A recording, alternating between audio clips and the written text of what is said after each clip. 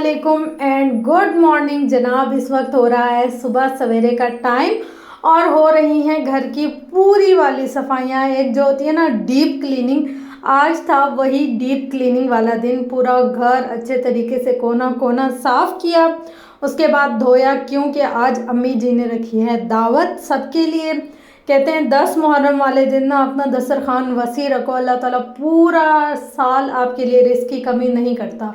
तो बस अब फिर हमारी आ गई थी शॉवर लेने की बारी।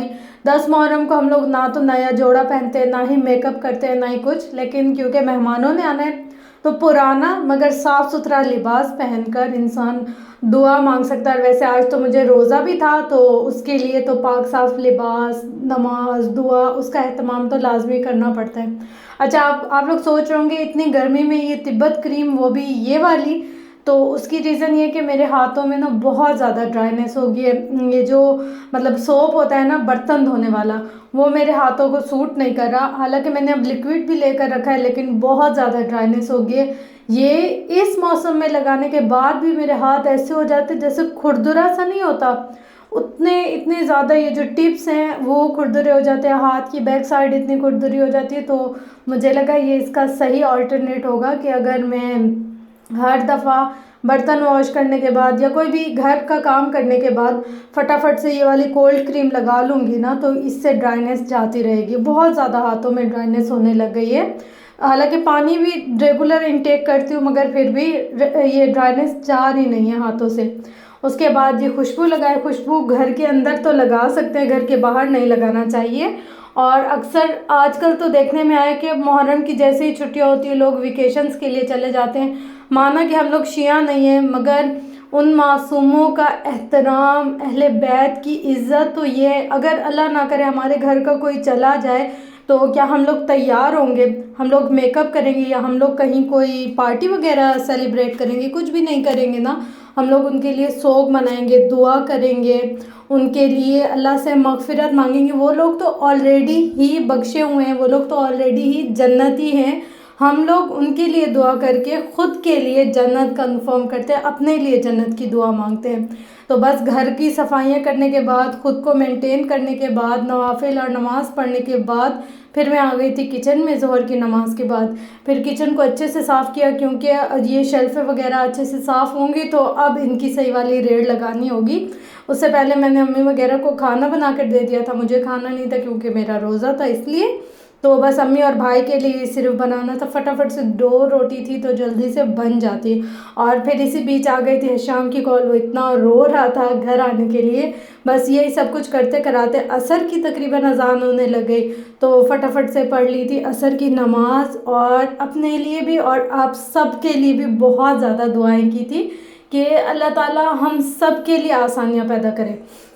असर की नमाज़ पढ़ते साथ ही फिर जो कदम रखा ना किचन में, ओए होए होए, फिर तो आप सोचे, अब आप आगे देखिएगा कि क्या ही हाल हुआ था। अच्छा, अब यहाँ पर ना मैंने प्याज के अंदर पानी डालकर और टमाटर डालकर इसको पकने के लिए रख दिया तकरीबन 15-20 मिनट।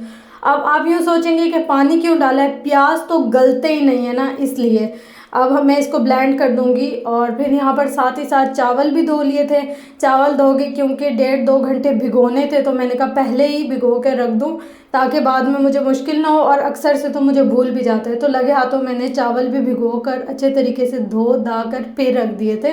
और इसका जो तीसरा पानी होता है ना, मतलब जो हम भिगो कर रख देते हैं चावलों को, और फिर जब हम पकाने के लिए इसको डालते हैं तो वो वाला पानी फेंका ना करें, वो अपने बालों में लगाया करें। जैसे शावर लेने के लिए जाते हैं पहले उसका स्प्रे कर ले तो बहुत अच्छा होता है।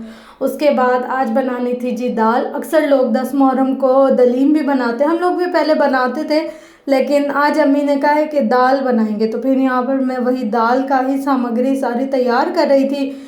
लाल पीली जो पतली दाल होती है ना, वो वाली सही वाली पतली दाल जो होती है वो वाली बनानी थी, पर वो थोड़ी सी जैसे खट्टी सी होती है ना, वैसे वाली बनानी थी, क्योंकि चावल के साथ खाई जानी थी, इसलिए। तो यहाँ पर मैं दाल धो रही थी और साफ़ सुथरी कर रही थी, जो भी इसमें पत्थर वगैरह उनका भी ख्याल कर रही थी। अच्छा, तो हम लोग कहाँ थे? कि लोगों को देखते हैं, काफ़ी लोगों के स्टेटस पे देखा है, लोग नारान कागान जा रहे हैं, तैयार होकर घूमने फिरने जा रहे हैं, आउटिंग करने जा रहे हैं कि ये हमारे पास जो वेकेशंस है हम इसको यूटिलाइज़ करें।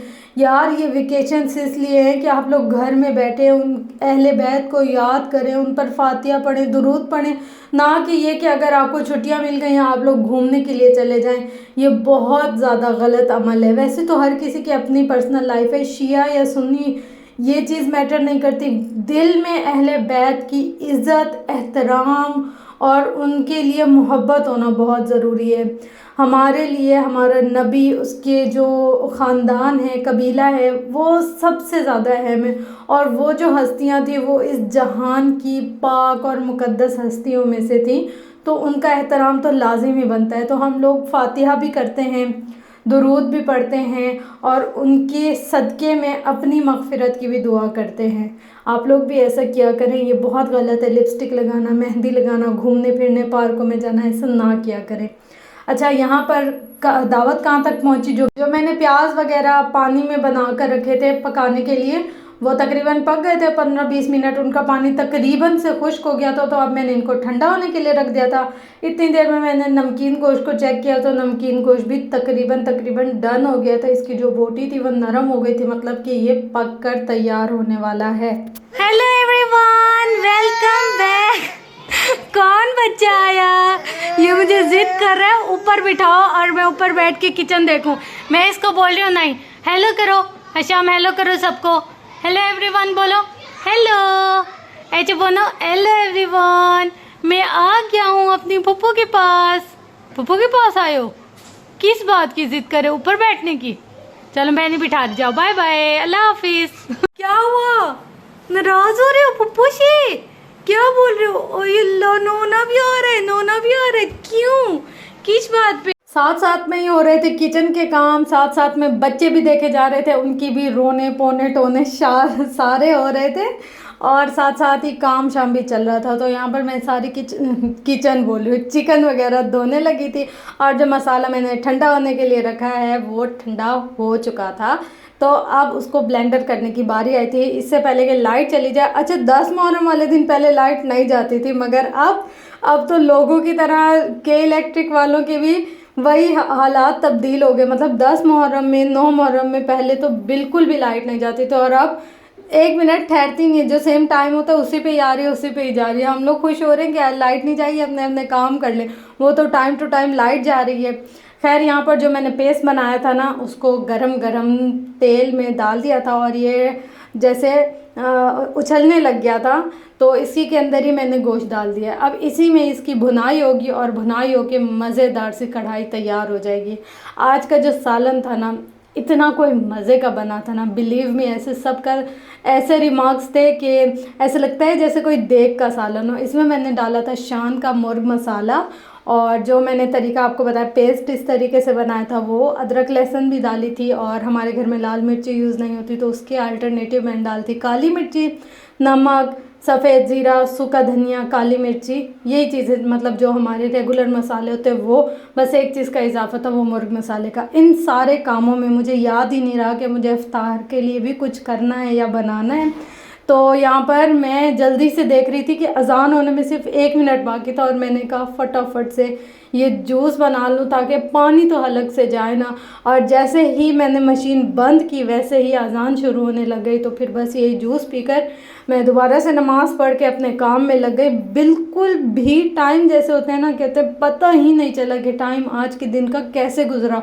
सुबह में सफाइयों में गुजरा, अच्छा दोपहर में ऐसा हुआ कि किचन में गुजरा और फिर शाम में भी किचन, रात तक ही किचन में गुजरा। तो इसलिए पता ही नहीं चला कि कब अज़ानें होने वाली। वो तो मुझे अम्मी ने आवाज़ लगाया, तुम्हारा रोज़ा था ना तो तुमने तो इफ्तारी बनाई नहीं। मैंने कहा वो यार, पानी तक नहीं बनाया। अच्छा, यहाँ पर जी सालन हो गया है डन। 2 सालन डन हो गए, एक नमकीन गोश्त वाला और एक ये वाला।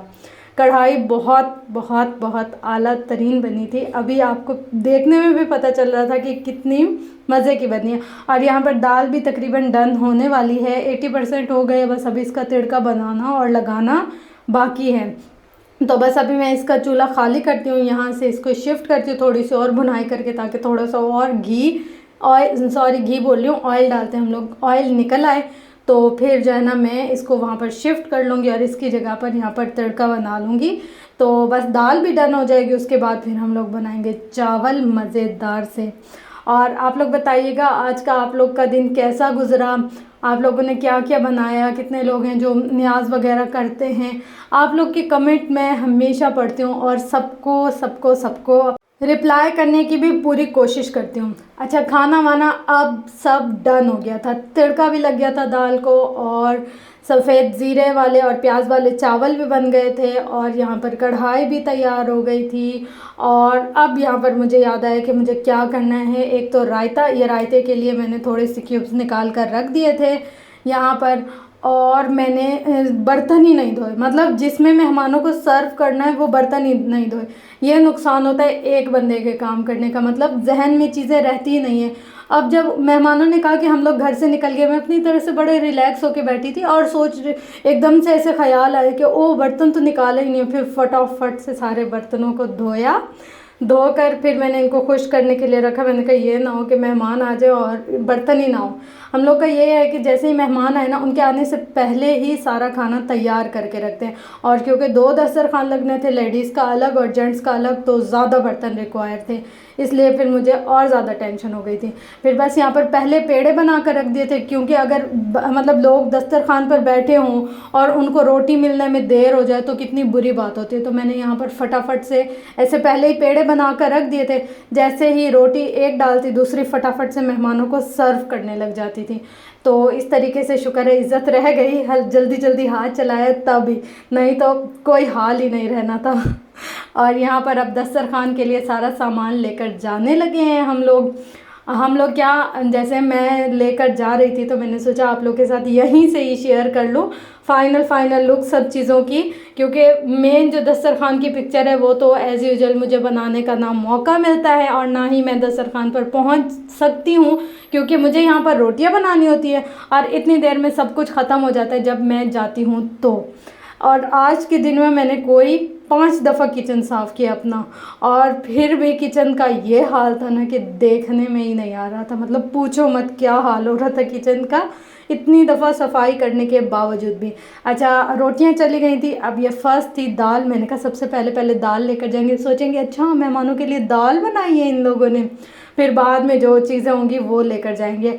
इसमें एक मीठा था, वो स्किप हो गया है मेरे से, क्योंकि वो था आइसक्रीम। और आइसक्रीम अब क्या पिक्चर में दिखाए इंसान, और वो फिर मेरे जाने तक ना सारी डिस्ट्रीब्यूट हो चुकी थी। अब किसी के बाउल में जाकर झांक के वीडियो बनाना बहुत बुरा लगता है, तो इसलिए वो नहीं बनाई।